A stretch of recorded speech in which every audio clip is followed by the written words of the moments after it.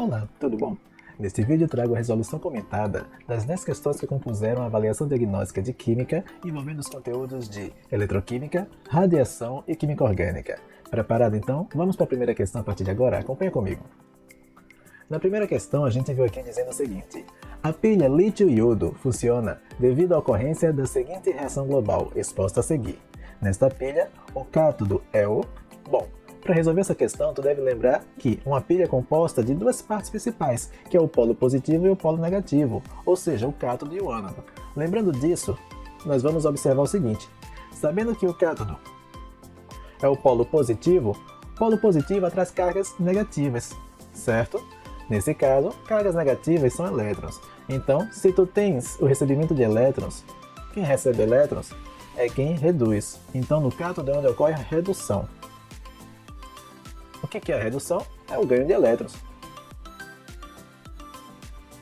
Sendo assim, a partir dessa reação nós vamos observar quem, dentre essas espécies, foi aquela que recebeu elétrons, certo?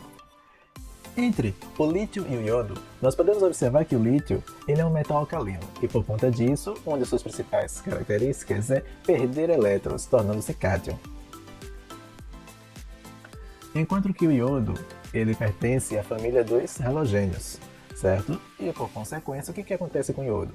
Ele é muito eletronegativo e por conta disso ele tem facilidade em ganhar, em atrair elétrons de sua vizinhança, tá bom? Assim, no composto observado então aqui no produto, que é o iodeto de lítio, nós podemos observar então que vai acontecer o seguinte: na verdade, ocorre então que o lítio ele perde elétrons para o iodo, de forma que nós vamos ter então como número de oxidação entre eles o lítio com o número de oxidação mais 1 e o iodo com o número de oxidação menos 1, certo?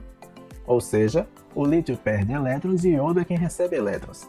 De forma que, se nós sabemos que o cátodo é justamente aquele que reduz, é aquele que ganha elétrons, então nós vamos dizer que o cátodo nesse caso é o iodo, tá bom?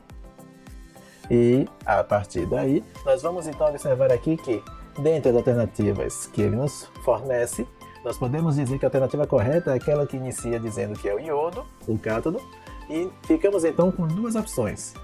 Aqui a segunda e a última. Uma diz que é o iodo que perde elétrons e, portanto, é o redutor. E a outra diz que é o iodo que ganha elétrons e, portanto, é o oxidante. Qual das duas está correto? Ora, aquele que ganha elétrons, certo? Ele reduz. E se ele reduz, ele está provocando a oxidação do outro componente, tá bom? Então, nesse caso, aquele que reduz, ele é o agente oxidante. Sendo assim, nós vamos marcar como alternativa correta a última aqui, que nos diz que, nesta pilha, o cátodo é o iodo, que ganha elétrons e, portanto, é o oxidante, ok? Vamos para a próxima questão? Nessa segunda questão, a gente observa o seguinte: a proteção eletroquímica é uma forma de proteger o metal contra a corrosão. Ela consiste na utilização de um outro metal menos nobre que formará uma pilha com o metal a ser protegido. O metal mais nobre atuará como cátodo da pilha e não será oxidado.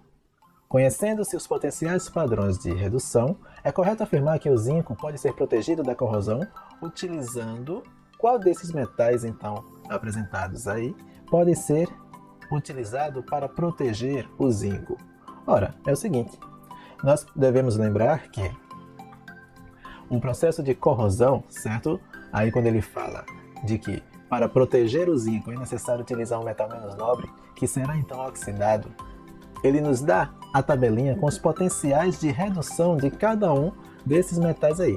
E nós sabemos que quanto maior for o potencial de redução, maior é a capacidade então desse metal receber elétrons, e por outro lado, quanto maior for o potencial de oxidação, maior é a capacidade, maior é o potencial que esse metal tem de doar, certo? De perder elétrons. Como que a gente pode avaliar isso aqui então a partir desses valores? É simples. Potencial de redução. Potencial de redução é a capacidade de receber elétrons. Não é o que a gente está procurando. A gente quer um metal que tem a capacidade de perder elétrons mais do que o zinco, certo? Sendo assim, nós vamos procurar quem tem um potencial de oxidação maior que o potencial de oxidação do zinco. Como? Se o que ele nos deu aqui foi o potencial de redução para todos eles. É simples, basta tu lembrar que o potencial de oxidação é igual ao mesmo valor numérico, com um sinal trocado em relação ao potencial de redução, tá bom? Ficando assim, ó.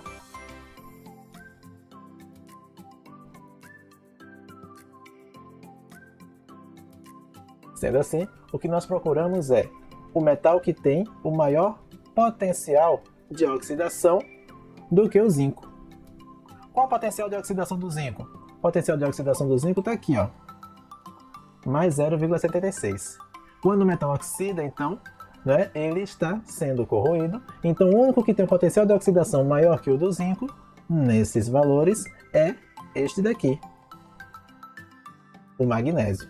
Então, nós vamos dizer que a resposta correta aqui é justamente o magnésio, aquele que apresenta o potencial de oxidação maior que o do zinco, tá bom? Vamos para a próxima questão, então? Vamos lá.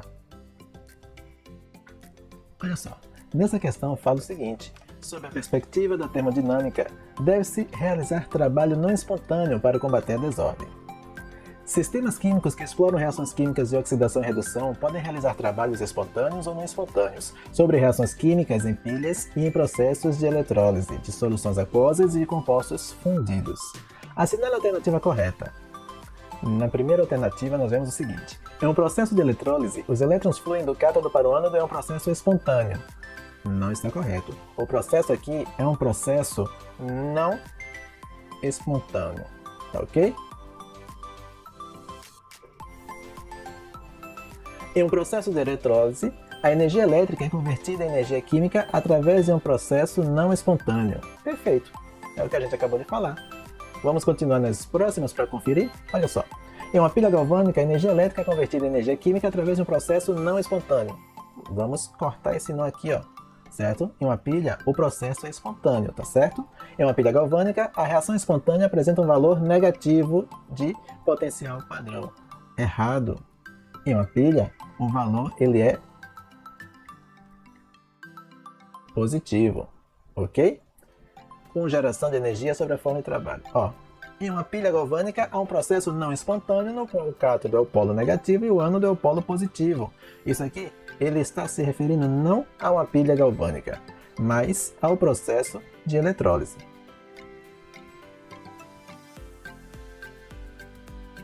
Ok? Então, a alternativa correta nessa questão é a segunda, tá bom? Vamos para a próxima questão a partir de agora. Aqui está. A compreensão das propriedades da interação das radiações com a matéria é importante para operar os equipamentos de detecção, conhecer e controlar os riscos biológicos sujeitos à radiação, além de possibilitar a interpretação correta dos resultados dos radioensaios. Das afirmações feitas em relação às partículas radioativas, marque as que estão corretas. Bom, nessa questão ela fala um pouquinho aí sobre os tipos de radiações, certo? E para isso nós precisamos lembrar que existem basicamente 3 tipos de radiações. Radiações de partículas com emissão de partículas alfa, radiação com emissão de partículas beta e radiação com emissão de raios gama, ok? E essas 3 são respectivamente das mais fracas para as mais fortes, a mais intensa, tá bom? A partícula alfa ela é uma partícula positiva, a partícula beta é uma partícula negativa e a radiação gama é uma onda eletromagnética. Por conta disso, nós podemos observar que as emissões de partículas alfa são as menos penetrantes. As emissões de partícula beta são mais penetrantes que as partículas alfa e a radiação eletromagnética do tipo gama é uma radiação de profunda penetração, certo? É a mais intensa, a mais forte delas. Tendo lembrado disso, vamos voltar então para as alternativas para dar uma conferida no que ele nos diz? Olha só, na primeira fala, os raios gama possuem alto poder de penetração, podendo causar danos irreparáveis ao ser humano. Está correto isso? Sim, com certeza. Certo? Vamos marcar aqui da seguinte forma. Verdadeiro. As partículas alfa são leves, com carga elétrica negativa e massa desprezível. Não, uma partícula alfa, na verdade, ela é semelhante ao núcleo de um átomo de hélio, composta por 2 prótons e 2 nêutrons, de forma que ela apresenta uma carga positiva equivalente a 2 prótons, certo? 2 partículas positivas, e uma massa equivalente a 4 unidades atômicas, tá bom? Sendo assim, elas não são leves e a carga dela é positiva, tá bom? E não negativa, como ele fala aqui. Isso aqui está falso. Os raios gama são radiações eletromagnéticas, semelhantes aos raios X. Não possuem carga elétrica e nem massa. Verdadeiro. Por serem justamente ondas eletromagnéticas, eles não possuem carga elétrica e nem possuem massa, tá ok? As partículas alfa são partículas pesadas de carga elétrica positiva e que atravessam o corpo humano e geralmente causam queimaduras de terceiro grau. Ora, as partículas alfas elas não atravessam o corpo humano. Por quê? Porque, nesse caso aqui, elas, por serem as partículas pesadas e maiores que as partículas beta, ela tem um grau de penetração curto, menor que as outras radiações, podendo ser bloqueada inclusive por materiais finos como a folha de papel, certo? Então ela não tem a capacidade de atravessar o corpo humano, tá certo? As partículas beta são mais penetrantes e menos ionizantes que as partículas alfa. Sim, as partículas betas conseguem penetrar mais profundamente no corpo humano do que as partículas alfa, pois são semelhantes a elétrons, tá bom? São cargas negativas, tá certo? Então, nós vemos aí que temos a primeira, a terceira e a última alternativa, afirmações corretas, tá certo? De forma que nós vamos ter então aqui essa daqui como uma afirmação falsa e essa daqui também, ok? Vamos para a próxima questão então a partir de agora. Falando com relação ao que nos aconteceu no acidente de Chernobyl, diz que na madrugada do dia 25 para 26 de abril de 86 é marcante para a humanidade. Nessa data, nos arredores da cidade ucraniana, o reator 4 da usina de Chernobyl sofreu uma explosão seguida de um incêndio. Foi o desastre, o pior acidente nuclear da história em termos de custos e mortes resultantes, além de ser um dos dois únicos classificados como um evento de nível 7, que é a classificação máxima na escala internacional de acidentes nucleares, sendo o outro acidente nuclear que aconteceu em Fukushima, no Japão, em 2011. Até hoje a região é desabitada e devido aos níveis de radiação existentes. A poeira radioativa liberada viajou pelo céu setentrional da Europa e só foi detectada alguns dias depois pelas autoridades suecas e finlandesas, pois, até então, os soviéticos se negavam a confirmar a ocorrência do acidente. Essa poeira era rica em átomos radioativos dos elementos plutônio, césio e estrôncio. Para impedir o avanço da poeira radioativa e apagar o incêndio, helicópteros jogaram sobre a usina pó de chumbo. A respeito das consequências do acidente nuclear de Chernobyl e da estrutura atômica dos elementos citados, julgue como verdadeiras ou falsas as afirmações apresentadas a seguir e marque as verdadeiras. Então, nós vamos aqui mais uma vez julgar as alternativas entre verdadeiras ou falsas, tá bom? Vamos acompanhar então. Bom, aqui diz: a forma de radiação mais perigosa no que diz respeito ao poder de penetração no corpo humano é a radiação gama, que é uma onda eletromagnética. Correto. A radiação gama é a mais perigosa, com maior poder de penetração. A utilização de chumbo para impedir a proliferação da poeira radioativa no acidente e nos coletes utilizados pelos técnicos em radiologia se deve ao fato de esse elemento ser bastante denso e dificultar a passagem das emissões radioativas. Sim. Utiliza-se então uma camada de chumbo para tentar bloquear justamente a radiação, certo? Principalmente as partículas de radiação alfa e beta, e também ali diminuir a penetração das radiações gama, tá bom? Se o césio for um emissor de partícula beta, após emitir duas dessas partículas em um decaimento radioativo, seu número de massa irá diminuir em 2 unidades. Ora, nesse caso aqui a gente vai observar o seguinte: se eu tenho a emissão de uma partícula beta, vamos escrever aqui rapidamente um esqueminha do que seria isso. Olha só.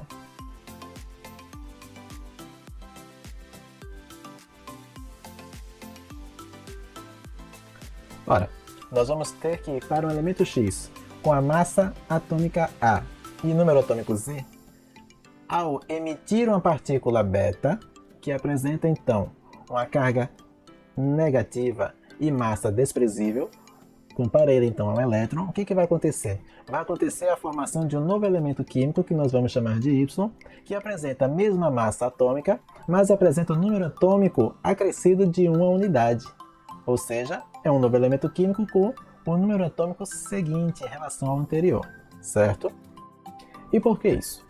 Porque o que acontece é o seguinte: Durante a emissão de uma partícula beta, o que ocorre é uma desintegração de um nêutron no núcleo atômico, e esse nêutron ele vai se dividir em partes ainda menores que ele, que o constituem, que são justamente partículas que darão origem a um próton, a um elétron e a uma outra partícula que será emitida a partir do seu núcleo, certo? Então a desintegração de um nêutron dá origem a um próton, que é uma carga positiva no núcleo atômico. Ou seja, um número atômico vai ser acrescentado de mais uma carga positiva.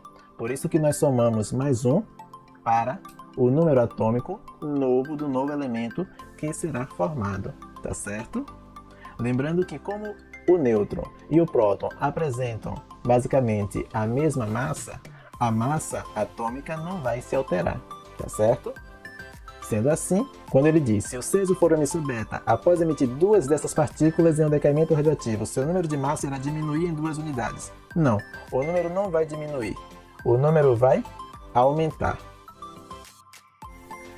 No próximo ele diz, o acidente de Chernobyl é uma confirmação de que os materiais radioativos não possuem aplicações benéficas para a sociedade. Ora, isso aí a gente sabe que a radiação ela pode tanto trazer malefícios, como também pode trazer benefícios, como a conservação de alimentos, o diagnóstico de doenças, a geração de energia, etc. Certo? De forma que nós podemos claramente ver que essa não é uma alternativa, certo? Uma afirmação correta. E na última, considerando que a meia-vida do plutônio é de 88 anos e que os átomos desse elemento são emissor alfa, daqui a 176 anos, se partirmos de 1 kg desse elemento, será possível obter 750 gramas do elemento que possui número atômico 92. Olha só. O plutônio a quem se refere aqui, nós podemos observar aqui que é o plutônio 244, não é isso? E diz que o tempo de meia-vida dele é de 88 anos. Então, se eu tenho aqui o plutônio com o número atômico 94 e a massa 239, após a emissão da partícula alfa,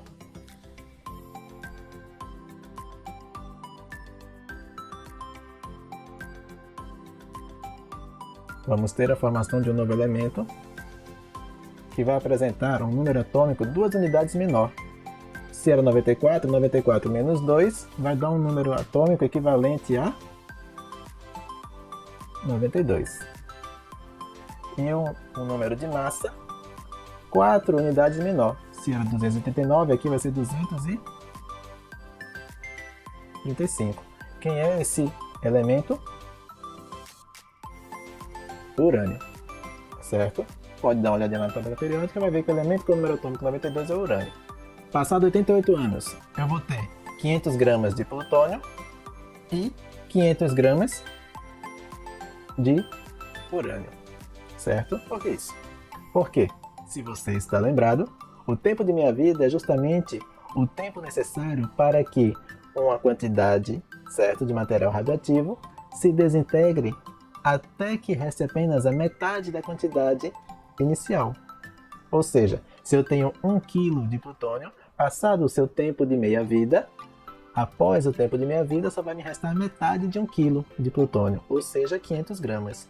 E o que acontece com o restante? Se transforma em um novo elemento da série de decaimento radioativo, que neste caso, pela emissão alfa, como a gente acabou de ver, será o urânio, certo? Então, passado o tempo de meia-vida de 88 anos, partindo de 1 kg de plutônio, restou 500 gramas.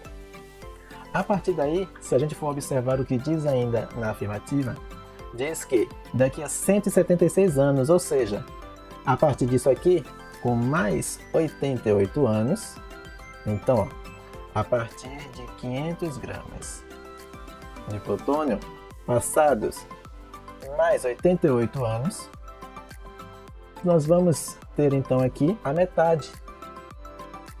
Por quê? Porque a outra metade se transformou em urânio. Ok? Então, a gente observa aqui, ó, que 88 anos, depois mais 88 anos, igual a 176 anos. Que é o que ele nos formou aqui, certo? E aí, se partirmos de 1 kg desse elemento, será possível obter 700 750 gramas do elemento que possui número atômico 92. Ou seja, número atômico 92 está aqui, ó. É o urânio. Então, eu vou ter a formação, no primeiro tempo de minha vida, a formação de 500 gramas de urânio, depois 250. 500 gramas mais 250, temos aqui então 750 gramas do elemento com o número atômico 92, urânio. Certo? Urânio 92. Então, esta é uma afirmativa e também está correta, tá bom? Levando em consideração, então, que aqui são as afirmativas falsas, a terceira e a quarta, ok? Então, vamos para a questão seguinte a partir de agora. A borracha natural, produzida principalmente a partir do látex de uma árvore originária da Amazônia brasileira, é um polímero natural da molécula do isopreno, cuja estrutura pode ser representada pela estrutura abaixo. A respeito dessa molécula, é correto afirmar que... Bom, nós observamos aqui o seguinte. Nós observamos uma estrutura de linhas para esse composto orgânico, no qual vemos aí a representação de carbonos, certo? Um composto formado apenas por carbonos e hidrogênio, tá bom? Lembrando que cada estrutura de linha dessa, em cada pontinha dessa aqui, ó, eu tenho carbonos, ok? Seria então isso aqui, ó, um carbono aqui, ligado a outro carbono aqui, mais um aqui, e outro aqui. Como eu sei que o carbono faz 4 ligações, nem mais nem menos, certo? Para que ele fique em sua forma estável. Então eu sei que as ligações seguintes que não estão representadas aqui são para átomos de hidrogênio. Então eu vou completar para cada carbono 4 ligações, completando as 4 ligações que faltam, as ligações que faltarem para átomos de hidrogênio. Vamos lá? Aqui, ó, só tem uma ligação esse carbono. Então aqui vai ter mais uma, 2, 3. Para quem? Para hidrogênio. Esse carbono aqui, ó, tem 2 ligações. Então eu vou fazer mais uma, 2. Agora sim, 1, 2, 3, 4 para átomos de hidrogênio, tranquilo? E assim com todos eles, olha só. 1, 2, 3, 4. Para esse aqui tem só 2. 1, 2. Aqui, ó, 3, 4. Tá ok? Pois bem. As ligações que o carbono pode fazer podem ser do tipo sigma ou pi. Quando é que ocorre a formação da ligação pi? Quando ocorre uma insaturação, ou seja, a formação de ligações duplas ou triplas, tá ok? Então nós vamos observar aqui, ó, que nós temos insaturações aonde? Aqui e aqui, tá certo?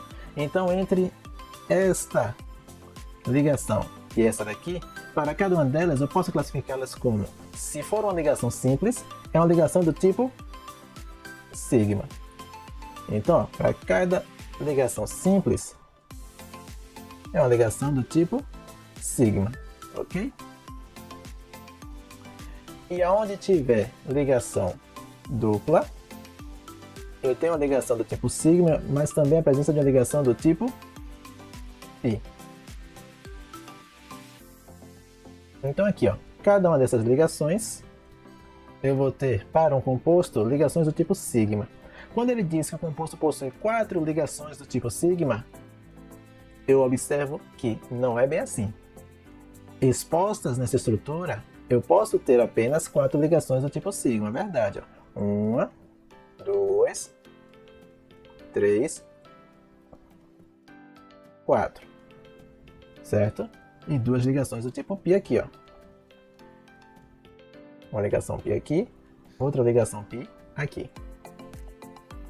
Mas lembre-se que existem as outras ligações que não estavam expostas, que são as ligações para hidrogênio. Então, no total, eu vou ter aqui, ó, 1, 2, 3, 4, 5, 6, 7, 8, 9, 10, 11, 12. 12 ligações sigma, tá ok? E apenas 2 ligações do tipo pi. Então, essa afirmação não está correta. Possui forma molecular igual a C5H6. Isso confere? Olha só, eu tenho 5 carbonos. 1, 2, 3, 4, 5. Mas quantos hidrogênios eu tenho? Conta comigo aqui, ó. 1, 2, 3, 4, 5, 6, 7, 8. Ok? Então, aqui não é 6. Aqui é 8. Ok? Possui carbonos com hibridização do tipo sp. O que é carbono do tipo sp? É o carbono que está ligado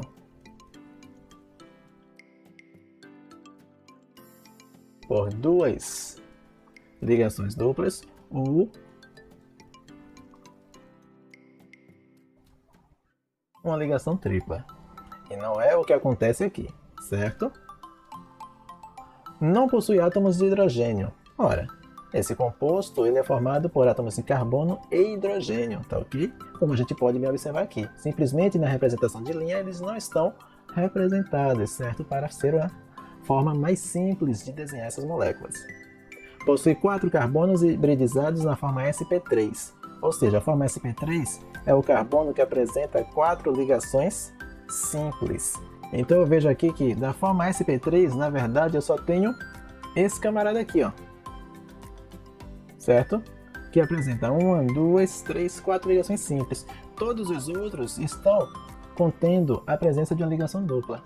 Sendo assim, a única alternativa de fato que confere com o que nós podemos observar é essa daqui, quando ele diz que não possui carbonos com hibridização do tipo sp. Eu não tenho nenhum carbono com a presença de duas ligações duplas ou uma ligação tripla.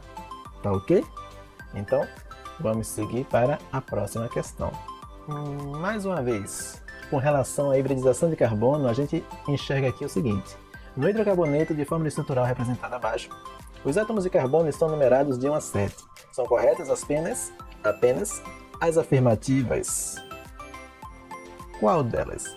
Olha só, sobre esse hidrocarboneto são feitas as seguintes afirmativas. Na primeira diz que o total de ligações π na estrutura é igual a 3. Isso está correto? Vamos dar uma olhada. Eu tenho ligação π aqui, aqui e aqui também, não é?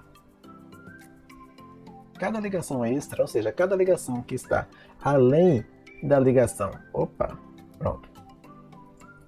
Cada ligação que está além da ligação simples é considerada uma ligação π, ok? O átomo de carbono 2 forma 3 ligações π e uma ligação sigma. Olha só, aqui eu tenho o carbono 2 que ele fala e diz que forma 3 ligações π e uma sigma. Ora, o que eu enxergo aqui na verdade é, lembra que essa ligação do meio aqui, ela também é uma ligação sigma. Então tem uma ligação sigma aqui e outra aqui. Então esse carbono ele tem duas ligações sigma, duas ligações π. Então essa afirmação aqui está errada, certo?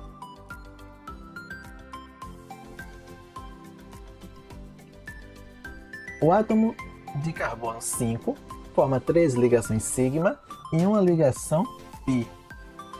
Vamos ver. Ligação sigma, uma. Outra aqui. 3 ligações sigma e uma π. Então essa daqui está correta, certo? Assim como a primeira a gente tinha falado, não foi? O átomo de carbono 1 forma 4 ligações sigma. Vamos ver, ó. Uma ligação sigma que a gente já marcou aqui. Essa daqui é uma ligação simples, então é sigma. Ligação simples, ligação sigma. Ligação simples, ligação sigma. O átomo de carbono 1 forma 4 ligações sigma, certo? Então, a gente observa aí que como resposta correta, nós vamos ter a 1, a 3 e a 4, tá ok?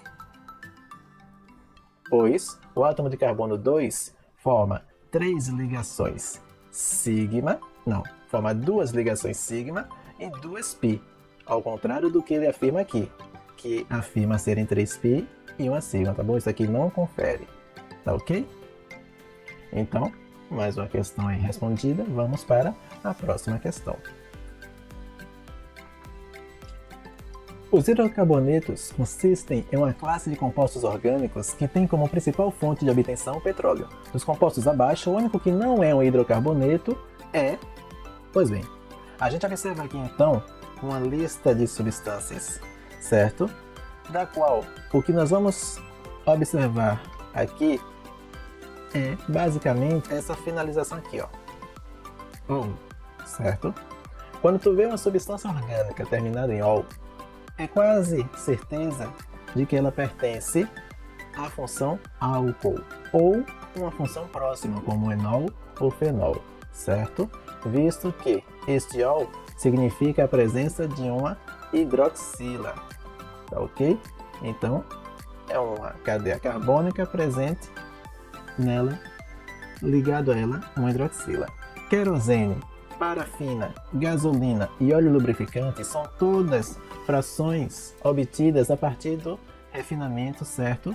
A partir da destilação fracionada do petróleo, ou seja, todas esses aqui são exemplos de hidrocarbonetos, com exceção do etanol, que é o álcool, do qual eu tenho aqui, ó, et representa 2 carbonos, ligações simples. Então são 2 átomos de carbonos ligados, como o ol nos diz, a uma hidroxila, tá bom? Esses átomos de carbono estão unidos por uma ligação simples, de acordo com o Então aqui eu vou ter mais 3 hidrogênios, para que assim eu complete as 4 ligações desse carbono, e esse carbono que já tem 2 ligações de hidrogênio, ele vai ter então mais 2, tá bom? Questão bem simples, identificação de grupos funcionais, tá certo? Vamos para a questão seguinte então, que é essa daqui, olha só. Considere o geraniol um óleo essencial de aroma floral, como de rosas. O geraniol é olha só, acabamos de falar justamente sobre isso na questão anterior. Tá vendo aqui, ó, a presença de uma hidroxila ligada a um carbono, e esse carbono ele tem ligações simples apenas, tá vendo? Ó? Ligação simples para o oxigênio da hidroxila, ligação simples para esse outro carbono aqui, e mais 2 ligações para átomos de hidrogênio. De forma que isso aqui caracteriza perfeitamente uma função do tipo álcool, não é isso? Seria enol se esse carbono tivesse uma dupla ligação. Hidroxila ligada a carbono com ligação dupla é um enol, certo? Fenol é se essa hidroxila estivesse ligada a um composto aromático, não é? Ok? Alcino são hidrocarbonetos, apenas carbono e hidrogênio, não teria a presença de oxigênio no alcino. E aldeído é uma função que tu vai ter um grupo funcional diferente. Tu vai ter justamente dupla OH, certo? Na composição dessa função aí, na identificação dela. Assim, ó, um radical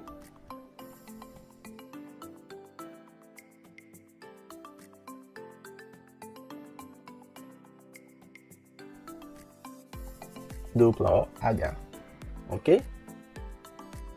Vamos para a próxima questão então, a partir de agora. Essa aqui vai ser a última questão, creio eu. Olha só. Essa é uma questão que fala sobre aditivo alimentar, que é qualquer ingrediente adicionado aos alimentos com o objetivo de modificar as características físicas, químicas, biológicas ou sensoriais do alimento. Esses aditivos alimentares são indicados nos rótulos dos produtos, mas sem informação dos seus efeitos na saúde humana. Assim, não possibilitam ao consumidor mais preocupado com seu bem-estar escolher alternativas mais saudáveis. Essas restrições se devem ao conhecimento dos males que alguns aditivos podem causar, como por exemplo os antioxidantes BHT e BHA, que são representados na estrutura que vamos ver abaixo, que são substâncias genotóxicas e causam danos aos genes de uma célula ou de um organismo. Estudos realizados em cobaias, como camundongos e macacos, mostraram que os compostos causam problemas hepáticos, provocam aumento do metabolismo e reduzem desse modo o tecido adiposo. Reduz a reserva hepática de vitamina A e é encontrado em alimentos ricos em óleos e gorduras, como manteiga, carne, cereais, bolos, biscoitos, cerveja, salgadinhos, batatas desidratadas, gomas de mascar. A respeito da química destes antioxidantes, avalie as afirmativas abaixo e marque as que estão corretas. Então, vamos observar aqui essas duas estruturas. a estrutura 1 e a estrutura 2, certo? E nós vamos ver aqui o que nos é dito a partir delas. Olha só, a estrutura 1 possui 7 carbonos primários. O que é carbono primário? Tu lembra? É aquele carbono que é vizinho de apenas mais um carbono. Vamos ver. Aqui eu tenho um carbono primário. Por quê? Porque ele só tem como vizinhança esse carbono aqui, ó.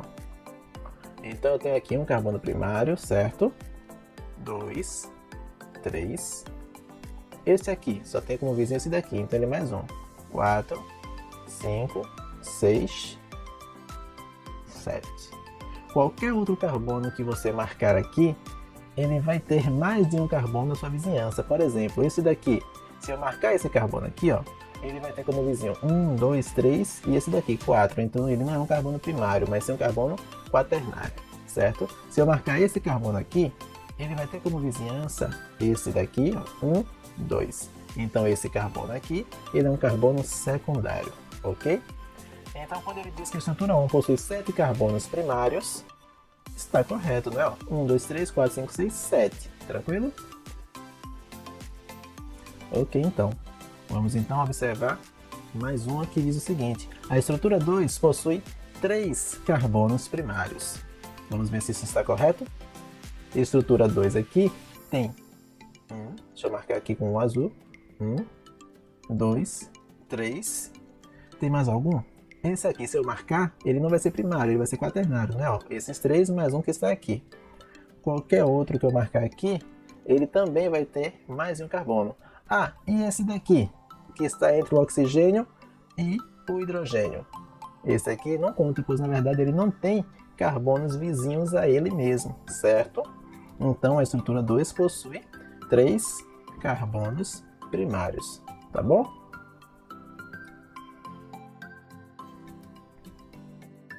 Ambos são compostos fenólicos. O que é compostos fenólicos?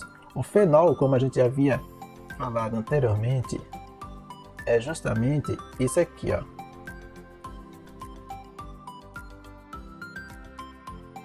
Um composto que contém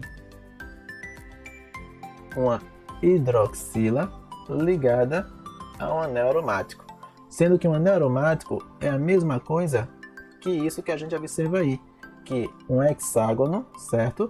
Com ligações duplas alternadas, ok? Que formam um sistema que nós chamamos de ressonância, que é a migração dessas ligações de um lado para o outro aqui, que a gente representa por esse anel, tá bom? Então observa aqui a presença de um fenol. Olha ele aqui. Um fenol aqui. Um fenol aqui. Então, ok. A estrutura 1 possui 24 átomos de hidrogênio. Será que isso está correto? Vamos observar? Olha só. Deixa eu apagar aqui essas estruturas aqui.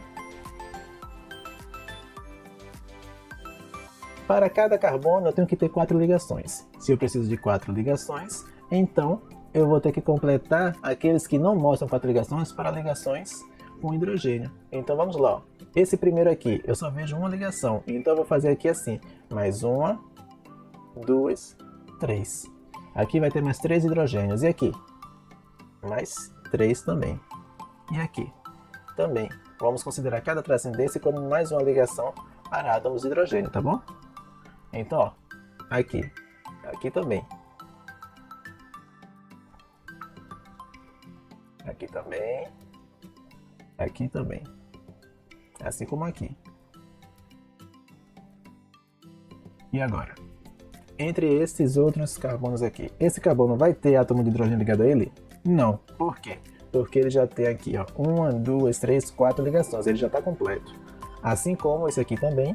E esse aqui? Esse aqui apresenta 1, 2, 3, mas não tem ligações nele aqui. Então ele também vai ter mais uma ligação para hidrogênio aqui, ó. E aqui? Da mesma forma, como só tem 3 ligações, vai ter mais uma ligação para hidrogênio aqui, certo? Então se a gente for contar o número de hidrogênios, nós vamos ver que eu tenho quantos hidrogênios aqui?